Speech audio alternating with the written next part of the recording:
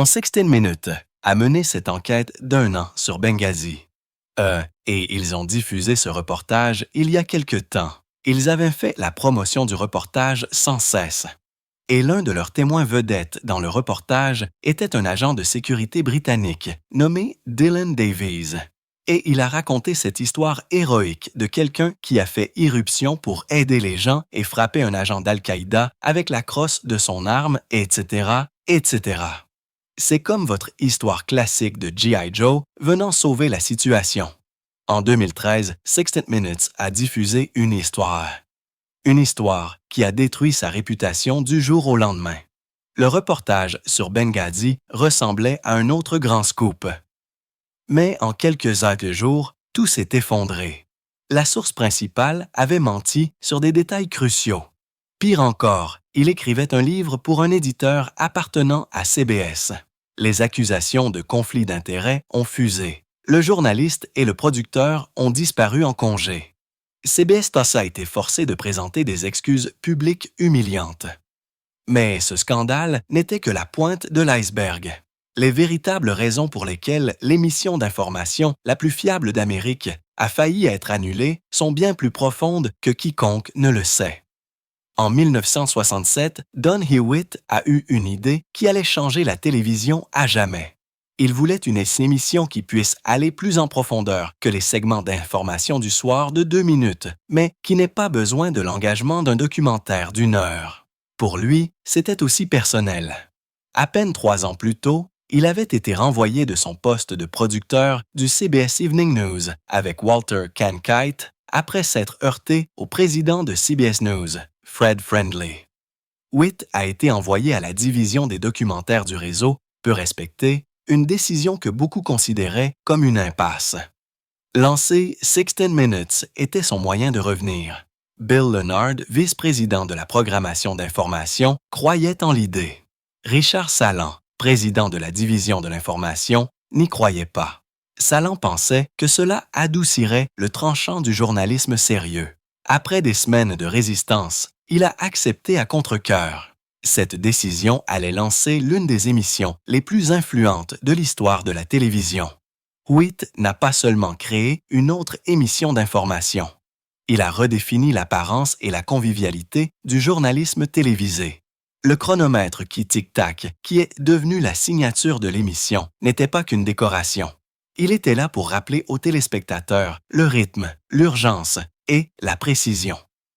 Dans le décor original, Mike Wallace et Harry Reznor étaient assis de part et d'autre d'un studio de couleur crème, une configuration plus tard remplacée par le fond noir désormais célèbre.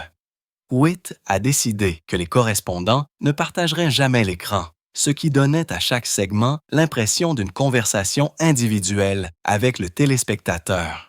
Les arrière-plans de style magazine derrière chaque journaliste reflétaient les mises en page imprimées. La technologie de l'incrustation chromatique mettait en évidence les sujets clés. Chaque choix de conception était délibéré, visant à maintenir l'engagement des téléspectateurs dans des histoires racontées à travers des personnalités plutôt qu'un pupitre d'animateurs impersonnels. La carrière de Witt avait déjà été remplie de premières. Il a réalisé See It Now d'Edward R. Murrow dans les années 1950, y compris la première liaison télévisée en direct d'une côte à l'autre en novembre 1961, montrant les ponts de Brooklyn et du Golden Gate en même temps. En 1960, à seulement 38 ans, il a produit et réalisé le premier débat présidentiel télévisé entre John F. Kennedy et Richard Nixon. Witt a plaisanté plus tard en disant que Kennedy avait gagné parce qu'il avait l'air en bonne santé et confiant, tandis que Nixon paraissait pâle et fatigué. Il a également introduit des innovations comme les cards, les légendes à l'écran et des systèmes de montage plus fluides, et a même inventé le terme « anchorman ». Sa philosophie était que la télévision devrait mélanger un travail d'enquête sérieux avec des histoires d'intérêt humain pour inciter les gens à regarder. Au moment où il a lancé 60 Minutes, il avait une idée claire de la façon de faire fonctionner cet équilibre. Lorsque 60 Minutes a fait ses débuts le 24 septembre 1968, c'était différent de tout ce qui se trouvait à la télévision. Mike Wallace et Harry Reznor alternaient en tant que correspondants, s'exprimant de part et d'autre du studio. Il n'y avait pas d'animateur derrière un pupitre, pas de lecture de nouvelles formelles, juste des histoires racontées en profondeur dans un style intime. Les codes d'écoute étaient au début décevantes et de nombreux dirigeants de CBS n'étaient pas sûrs que le créneau de grande écoute était le bon endroit pour le journalisme d'enquête, mais le réseau a persisté. Au fil du temps, l'émission deviendrait la série de grande écoute la plus longue de la télévision, remportant plus de prix Emmy que tout autre. En 1972, l'émission a atterri dans la case horaire du dimanche à 18 heures. Mais cela a créé un nouveau problème. Les matchs de la NFL duraient souvent tard, empiétant sur le programme ou l'annulant complètement. De 1972 à 1975, 60 minutes a été mis en pause pendant la saison de football, ne diffusant qu'en été. Ironiquement, la NFL deviendrait plus tard sa meilleure rampe de lancement, offrant d'énormes audiences une fois que l'émission est revenue au dimanche toute l'année. Le gâchis de la programmation a été aggravé par une grève des techniciens de CBS cette année-là, qui a perturbé à la fois la couverture du football et les émissions d'information. C'était un rappel que le sport et l'information étaient souvent en concurrence pour le temps et l'attention de manière imprévisible. Le style visuel de 60 Minutes n'a cessé d'évoluer. Le passage d'un décor crème clair à un fond noir profond a donné au programme un ton plus sérieux, concentrant l'attention entièrement sur les journalistes et leurs sujets. Le chronomètre et son tic-tac sont devenus instantanément reconnaissables. Les producteurs ont également modifié la façon dont les entrevues étaient filmées, permettant aux correspondants de se déplacer plutôt que de rester assis dans un cadre statique. Ces choix ont influencé d'innombrables autres programmes, établissant une norme pour ce à quoi devrait ressembler un journalisme télévisé sérieux. La décision de garder les correspondants séparés à l'écran a également façonné l'identité de l'émission. Mike Wallace était connu pour ses questions directes, souvent conflictuelles, tandis que Morley Safer était calme et analytique. Les téléspectateurs apprenaient à connaître le style de chaque journaliste et suivaient souvent leurs reportages pendant plusieurs années. Ce lien personnel a contribué à fidéliser le public, même lorsque la distribution a changé. Entre 1968 et 1975, CBS a déplacé 60 minutes dans 7 créneaux horaires différents, essayant de trouver le bon endroit pour elle. L'émission a commencé comme un programme bimensuel, a sauté entre les jours de semaine, puis s'est installée le dimanche.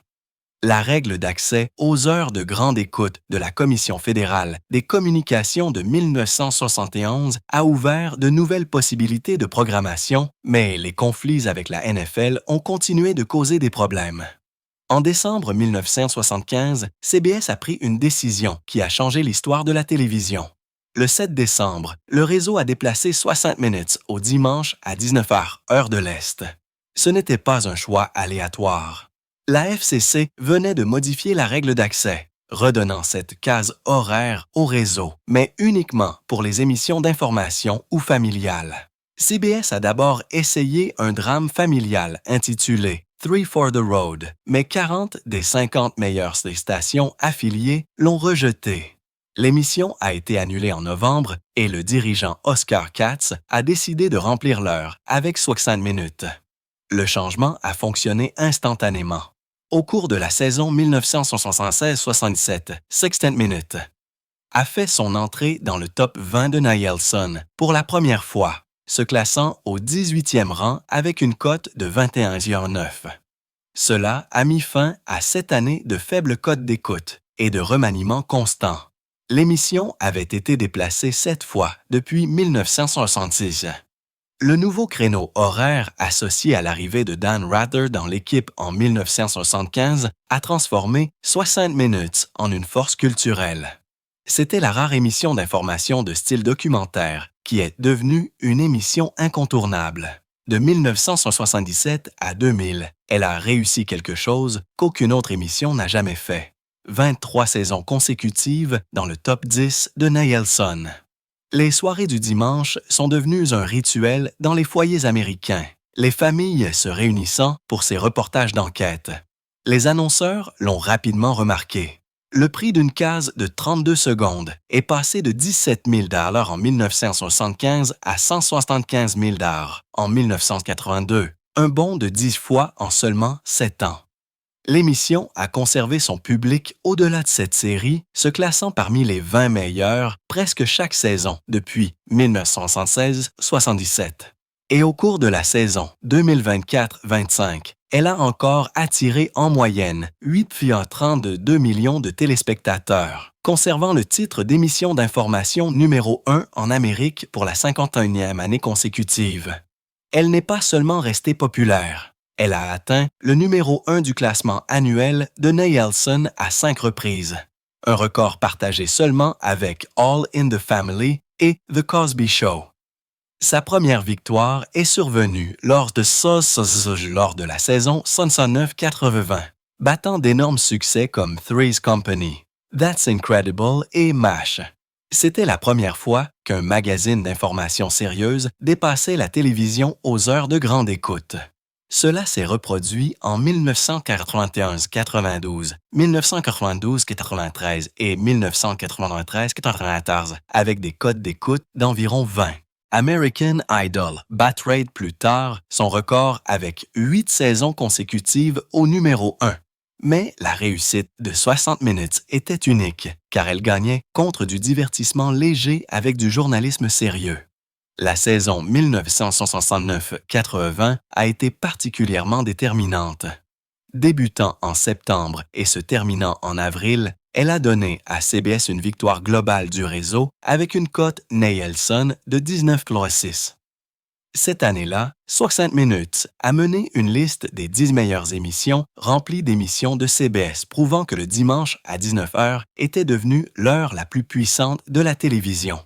Une partie de la magie résidait dans la façon dont elle redéfinissait l'information. Contrairement à d'autres programmes, elle était diffusée 52 semaines par année, gardant le public captivé par des reportages d'enquête de longue haleine. Elle utilisait des méthodes audacieuses, des caméras cachées, des visites sur année surprises et des entrevues remontées qui sont devenues des normes de l'industrie.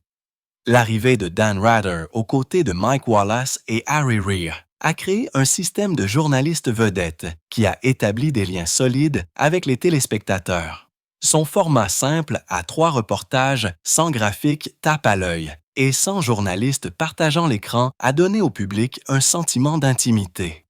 La vision de Don Hewitt mélangeait un travail d'enquête percutant avec des profils de personnalités engageants, rendant l'émission à la fois sérieuse et divertissante. En novembre 1995, les dirigeants de CBS ont pris une décision qui a stupéfié la salle de rédaction. Ils ont empêché 60 minutes de diffuser une entrevue que le producteur Lowell Bergman avait passé 18 mois à obtenir. L'invité était Jeffrey Wagon, ancien directeur de la recherche chez Brown & Williamson, qui gagnait 300 000 $ par année avant d'être congédié le 24 mars 1993. Son crime, selon lui, était de refuser d'accepter l'utilisation par l'entreprise d'additifs comme la coumarine, un cancérigène connu. Les avocats de CBS ont averti que la diffusion de l'entrevue pourrait déclencher une poursuite de plusieurs milliards de dollars pour l'avoir aidé à rompre son entente de confidentialité. Au même moment, CBS était vendu à Westinghouse et personne ne voulait d'une bataille juridique qui pourrait nuire à l'accord. La crainte du risque corporatif l'a emporté sur le devoir d'informer le public, laissant l'équipe d'enquête impuissante. Lorsque Wagand s'est finalement assis avec Mike Wallace en août 1995, il a prononcé une phrase qui a mis à mal des décennies de dénégation de l'industrie du tabac. « Nous sommes une entreprise de livraison de nicotine, et c'est à cela que servent les cigarettes. Très certainement, c'est un dispositif de livraison de nicotine. » Ce n'était pas qu'une opinion. Cela allait directement à l'encontre du témoignage sous serment de 7 PDG de sociétés de tabac qui avaient déclaré au Congrès le 14 avril 1984 que la nicotine n'était pas addictive. Wagon a déclaré que Brown & Williamson avait délibérément renforcé l'effet de la nicotine en ajoutant des produits chimiques comme l'ammoniac au mélange de tabac. Il avait été embauché pour rendre les cigarettes plus sûres, mais s'est plutôt retrouvé dans une entreprise qui cachait les risques pour la santé tout en rendant les produits plus addictifs. Son histoire a brisé l'image que l'industrie avait travaillé si fort à protéger. Le tournant est survenu le 26 janvier 1996.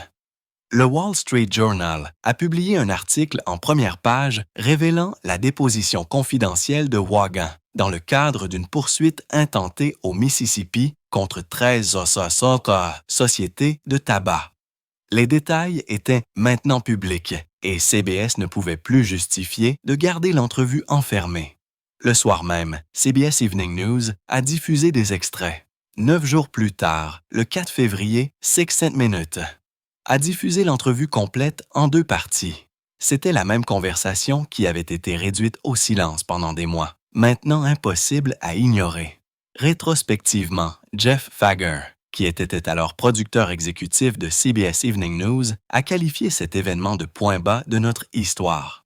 Il croyait que c'était probablement l'histoire la plus importante que 60 Minutes ait jamais rapportée. Pourtant, elle a été mal gérée en raison de l'ingérence de l'entreprise. Il a clairement indiqué que la faute n'incombait pas aux journalistes, mais à la pression exercée par la direction de l'entreprise de CBS, qui craignait des litiges pendant le rachat par Westinghouse.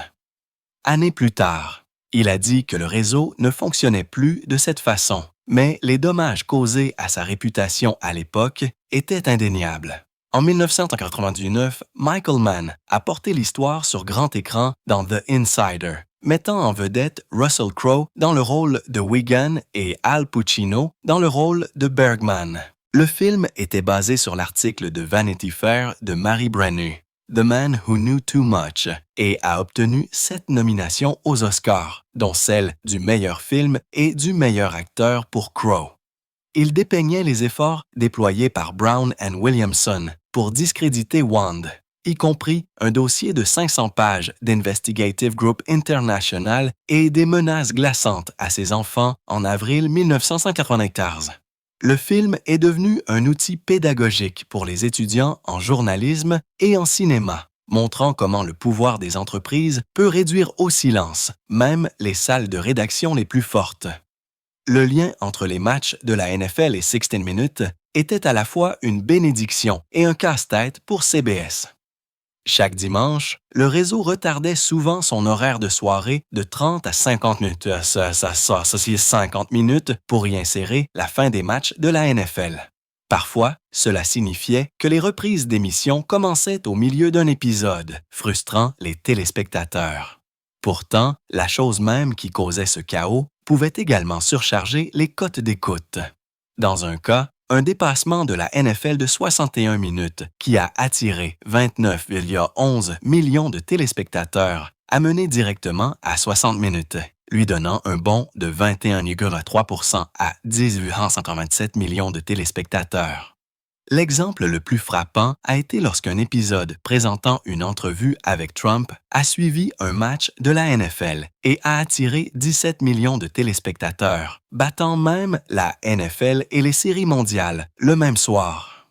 Pourtant, l'imprévisibilité était un tel problème à l'ère du DVR que CBS a dû commencer à avertir le public sur Twitter et Facebook lorsque 60 Minutes serait retardé. C'était ironique. Les mêmes dépassements qui pouvaient ruiner l'horaire d'une soirée ont également contribué à faire de l'émission une émission incontournable. Au fil des ans, 60 Minutes a maîtrisé l'art de transformer les entrevues politiques en événements nationaux. Lorsque Barack et Michelle Obama se sont assis pour leur première entrevue après l'élection en novembre 2008, 24,5 millions de personnes ont regardé. Ce nombre est devenu une référence pour la capacité de l'émission à attirer l'attention lors de moments historiques. 10 ans plus tard, en mars 2018, l'entrevue avec Stormy Daniels a attiré le plus grand public depuis les Obama. Puis, en octobre 2020, l'entrevue de Donald Trump, qui a tourné court, a attiré 17 millions de téléspectateurs, surpassant la NFL, les séries mondiales et tout le reste à la télévision ce soir-là. Même lorsqu'elle a été diffusée après les dépassements de la NFL, l'entrevue a réussi à obtenir une cote de 2,4 parmi les adultes de 18 à 49 ans, et a rejoint 15,6 millions de téléspectateurs. Ces moments ont prouvé qu'en période de drame politique, une émission d'information traditionnelle pouvait encore attirer le public loin même des plus grands événements sportifs. L'un des moments les plus déterminants pour l'émission est survenu en 1996 avec l'histoire de Jeffrey Wagand. Wagand, un ancien scientifique de Brown and Williamson, a révélé que les sociétés de cigarettes rendaient sciemment leurs produits plus addictifs et dangereux. L'enquête en 2 parties a eu un tel impact qu'elle a inspiré le film The Insider. En coulisses, elle a également forcé CBS à repenser la façon dont elle traitait les reportages à haut risque. De nouvelles procédures de vérification plus prudentes ont été introduites, ajoutant des couches supplémentaires d'examen juridique avant qu'un article controversé ne puisse être diffusé. Cette approche plus prudente est devenue partie intégrante de l'ADN de l'émission. Des années plus tard, le manque de vérification adéquate dans le reportage imparfait de Lara Logan sur Benghazi a montré à quel point la crédibilité pouvait être facilement compromise lorsque ces garanties n'étaient pas respectées. Le style de l'émission a également suscité des débats. En plaçant les correspondants au centre de leur reportage, souvent en gros plans serrés, 60 Minutes. 60 Minutes a créé un sentiment d'intimité qui a donné aux téléspectateurs l'impression d'être connectés. Mais cette approche a parfois brouillé la frontière entre journalisme et personnalité. La carrière de Lara Logan est devenue l'exemple le plus clair du risque. Autrefois respectée en tant que correspondante à l'étranger sérieuse, elle a ensuite adopté des théories du complot et une rhétorique incendiaire, choquant ses collègues. Après la controverse de Benghazi, en 2013, elle a pris un congé indéfini, sa crédibilité étant en ruine. Pour les critiques, sa chute était la preuve que faire des journalistes des personnages centraux pouvait se retourner contre eux, les transformant en célébrités qui pourraient s'éclipser le journalisme lui-même.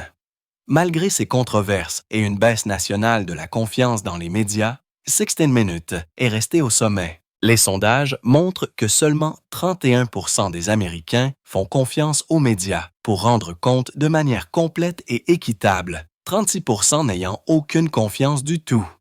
Près de 60% disent avoir cessé d'utiliser les sources d'information qu'ils croient biaisées.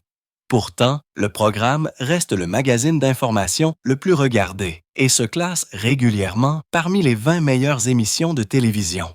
Même à sa 55e saison, la première mettant en vedette le président Biden a atteint 10,97 millions de téléspectateurs, terminant 5e parmi toutes les émissions de grande écoute. Il a résisté aux scandales, aux habitudes changeantes du public et à un paysage médiatique en évolution en s'appuyant sur sa réputation, son format distinctif et sa capacité à créer des moments télévisuels que les gens estiment devoir voir. Pendant plus d'un demi-siècle, 60 Minutes a réussi à faire quelque chose que presque aucun autre programme de télévision n'a jamais réalisé. Il est resté près du sommet des cotes d'écoute pendant 5 décennies, ne manquant le top 20 que pendant 3 ans entre 2005 et 2008. À partir de la saison 76-77, il a maintenu sa place à travers les guerres, les changements politiques et les changements dans la façon dont les gens regardaient la télévision. De 1967 à 2000, il est resté dans le top 10 pendant 23 années consécutives. Au cours de 5 de ces saisons, il a été l'émission numéro 1 en Amérique, égalant les sommets de certaines des sitcoms les plus aimées. Ce niveau de succès était particulièrement surprenant pour un programme d'information sérieuse en compétition avec des émissions de divertissement, prouvant que le journalisme sérieux pouvait également être une puissance en matière de cote d'écoute. La reconnaissance qu'il a reçue était tout aussi extraordinaire. TV Guide l'a classé au 6e rang de sa liste des 50 meilleures émissions de tous les temps en 2002, puis au 24e rang sur une liste similaire en 2013. Variety l'a classé 20e sur sa liste de 2023 des meilleures émissions de télévision de tous les temps. Denpa. Le New York Times l'a décrit comme l'un des magazines d'information les plus respectés de la télévision américaine. Ce genre d'éloge hautes, d'éloge critique, était rare pour la programmation d'information, qui avait habituellement du mal à fidéliser le public. 60 minutes a réussi à être à la fois un jalon culturel et un succès commercial, transformant un format qui semblait autrefois lent en un événement incontournable. En 2024, il a atteint un jalon inégalé, 50 saisons consécutives en tant qu'émission d'information numéro 1 en Amérique. Aucun autre programme n'avait jamais détenu la première place de sa catégorie aussi longtemps. Au cours de sa 56e saison seulement, il a rejoint plus de 100 millions de téléspectateurs et a attiré en moyenne 8,35 millions de téléspectateurs chaque semaine. Au cours de cette même saison, un Américain sur 3 l'a regardé au moins une fois, que ce soit à la télévision traditionnelle ou en streaming. Il a figuré parmi les 10 premiers pour 27 de ses 28 épisodes cette année-là et s'est classé au premier rang des programmes de grande écoute non sportifs à 15 reprises. Ces chiffres sont stupéfiants à une époque où les auditoires sont divisés sur des centaines de chaînes et de plateformes. Une partie de son pouvoir de persuasion est venue d'un avantage unique. Sa case horaire du dimanche à 19h suivait souvent les matchs de la NFL sur CBS et lorsque ces matchs duraient longtemps, l'émission bénéficiait d'énormes pics d'audience. En octobre 2013, un match Broncos-Cowboys a retardé l'émission de 44 minutes et 60 minutes a conservé 63% de l'audience du football. 17,94 millions de téléspectateurs. À peine 2 mois plus tard, un autre match des Broncos contre les Chiefs a repoussé l'émission de 50 minutes et elle a tout de même conservé 66% des 28,11 millions de téléspectateurs de football. Ces moments l'ont transformé en une destination soudaine pour des dizaines de millions de personnes, lui donnant un mélange rare de téléspectateurs réguliers et axés sur les événements. Dès le début, son format était aussi distinctif que son succès. Créé en 1968 par Don Hewitt et Bill Leonard, le programme a construit ses reportages autour de correspondants individuels au lieu d'un pupitre d'animateurs partagé. Chaque journaliste travaillait seul sur son segment, devenant le visage et la voix de son enquête. Au début, Mike Wallace et Aswit Aririr ont donné le ton, assis séparément sur un décor minimaliste et utilisant des techniques qui deviendraient la norme, comme les entrevues pas remontées, les caméras cachées et les confrontations surprises. Le chronomètre qui apparaît encore entre les segments est devenu une icône de l'émission. Au fil du temps, ce style a influencé le journalisme d'enquête dans le monde entier, avec des programmes similaires apparaissant en Australie et au Canada dans les années 1970. La programmation actuelle, Lacey, Stoll, Scott P. et Bill Whitaker continuent d'adopter la même approche, prouvant que la formule fonctionne toujours plus de 50 ans plus tard. En juin 2017, 60 Minutes avait remporté 138 prix Emmy, plus que tout autre programme de grande écoute américain. Elle a également recueilli 25 prix Peabody, dont un prix institutionnel majeur en 2018. Bon nombre de ces segments les plus célèbres, ont révélé des histoires comme l'implication de la CIA dans le trafic de cocaïne et la crise nationale croissante des opioïdes. Son influence a largement dépassé les États-Unis, inspirant des programmes de magazines d'information similaires. Dans des pays du monde entier, le format de magazine pour la télévision de Don Witt en 1968 est devenu le modèle pour d'innombrables diffuseurs, bien qu'aucun n'ait égalé sa longévité ou son impact culturel. Dans les écoles de journalisme, 60 Minutes demeure une étude de cas en matière d'excellence en matière d'enquête, ses méthodes de reportage étant enseignées comme l'étalon or. Don Witt, le créateur de l'émission, a changé les nouvelles télévisées d'une manière qui se fait encore sentir aujourd'hui. Il a introduit le terme « encore », a introduit le téléprompteur et a utilisé des légendes à l'écran pour rendre l'information plus facile à suivre. Il a réalisé le premier débat présidentiel télévisé entre John Kennedy et Richard Nixon, donnant le ton à tout ce qui a suivi. Son idée était de combiner le style de narration du magazine Life avec la télévision, rejetant le ton trop rigide des documentaires traditionnels. Witt a développé de nouveaux angles de tournage, a affiné les systèmes de carte QE et a aidé à créer le concept de journaliste vedette, dont les visages sont devenus aussi familiers aux téléspectateurs que ceux des membres de leur propre famille. Ces changements ont façonné non seulement 60 minutes, mais aussi la façon dont toutes les nouvelles télévisées sont produites. Le programme a également prouvé que l'information sérieuse pouvait être un divertissement de grande écoute. Elle est devenue la première émission d'information à faire son entrée en entrée dans le top 10 de Nielsen et y est restée pendant 23 saisons consécutives. En 1969, elle était le programme numéro 1 à la télévision, une place que peu de gens pensaient qu'une émission d'information pourrait jamais atteindre. Ce succès a apporté des profits considérables à CBS. Une publicité de 30 secondes dans l'émission est passée de 17 000 $ en 1975 à 175 000 $ en 1942. Et au fil des ans, elle a généré des revenus estimés à 2 milliards de dollars.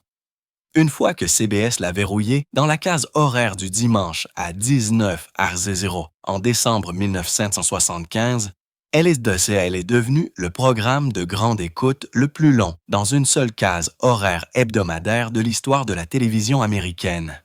Ses plus grands épisodes ont attiré des auditoires aussi importants que les principaux événements sportifs. La première entrevue de la famille Obama après l'élection en novembre 2008 a attiré 24,5 millions de téléspectateurs.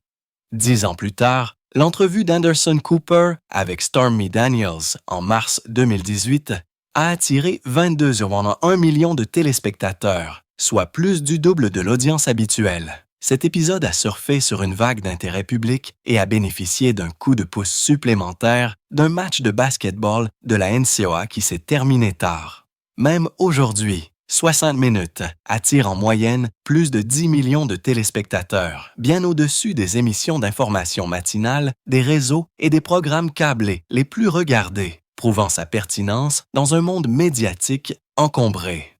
Mais l'influence a entraîné des controverses. L'effondrement du reportage de Benghazi en 2013 est devenu un embarras majeur après qu'il a été révélé que le récit d'une source clé était en conflit avec ce qu'elle avait dit au FBI. Le fait qu'il écrivait un livre pour un éditeur appartenant à CBS a alimenté les préoccupations relatives aux conflits d'intérêts. La journaliste Lara Logan et un producteur ont pris des congés et CBS a admis que son processus de vérification avait échoué.